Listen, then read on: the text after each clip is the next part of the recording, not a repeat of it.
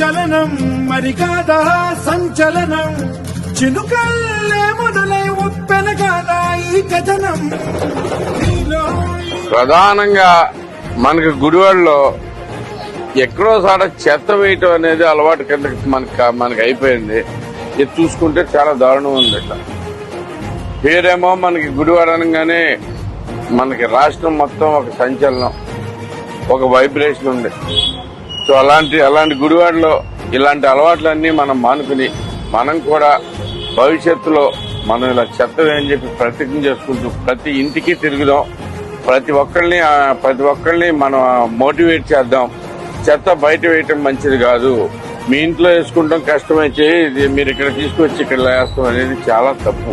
ఎందుకంటే మన ఇల్లు ఎంత శుభ్రంగా ఉండాలో మన పరిసరాలు అంతే శుభ్రంగా ఉంటేనే మనకు ఆరోగ్యం ఉంటుంది. అలాగే దోమలు గట్రాలు ఏమీ రాకుండా ప్రశాంతంగా ఉండగలిగే పరిస్థితి ఉంటుంది. అలాగే వచ్చిన వాళ్ళు ఎవరన్నా చూసి మన గుడివాడిని చెదరించుకోకుండా ఉంటారు. పౌరులందరూ ఇది గమనించాల్సిందిగా కోరిక.